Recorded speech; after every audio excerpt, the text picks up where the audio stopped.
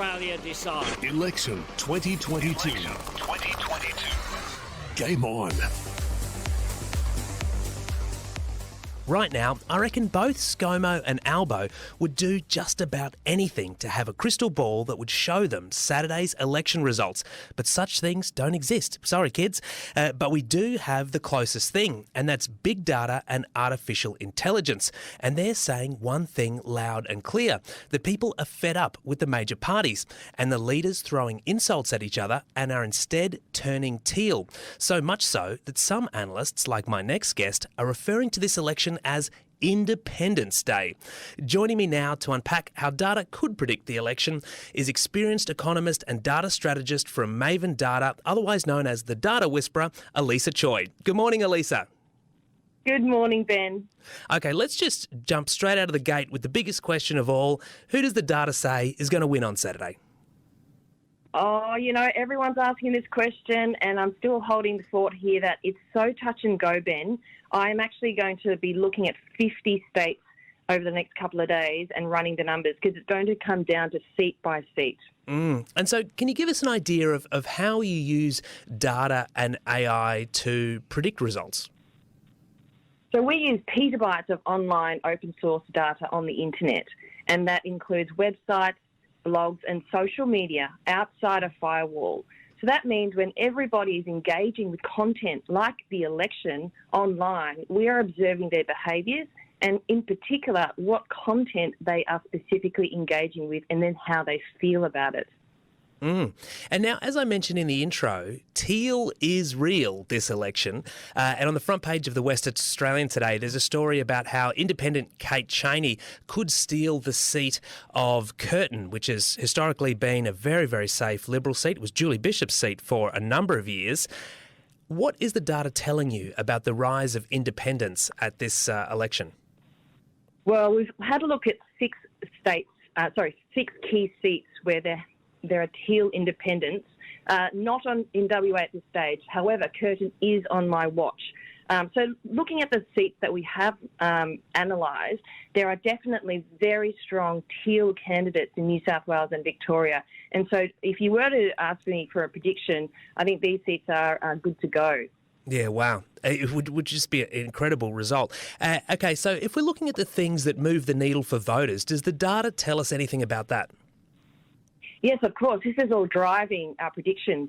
We're starting off with, obviously, the predicted issues that are going to influence voters, and these have shifted over the last couple of weeks. But the top issues still remain federal ICAC and integrity, and then there's a swath of issues around climate change and renewable energy, and also economic issues such as cost of living and interest rates.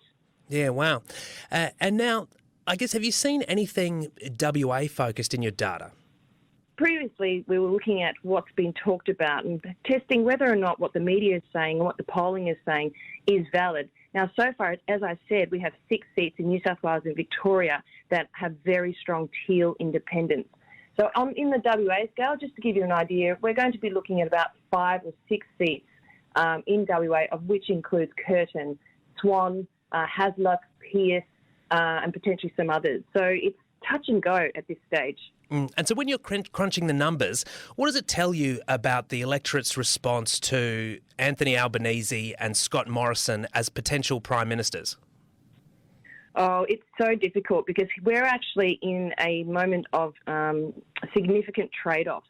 We've got very strong party brands with the Liberal Party, but we've also got a negative sentiment towards Scott Morrison. And then you've got the strong brand with the Labor Party, but then you've also got some, I suppose, passive emotional sentiment towards Albanese. So he doesn't really, he doesn't strike people to love him or hate him. He's kind of like, Biden in the 2020 election. We had Trump, where people loved him or really despised him. And then you had Biden, which was, the other guy.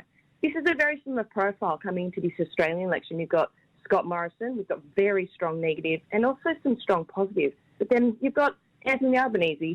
He's okay. He's not particularly polarising. So this is going to be such an interesting election. How do people vote based on a number of issues is what we're trying to tackle here.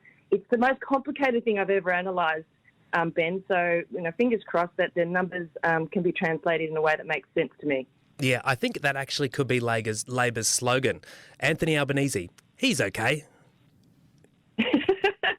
He's not the other guy. He's not the other guy. I think the Biden comparison is great because, Biden's sort of key attribute was that he wasn't Trump. And I think in the case of Albo, it's that he's not Scott Morrison.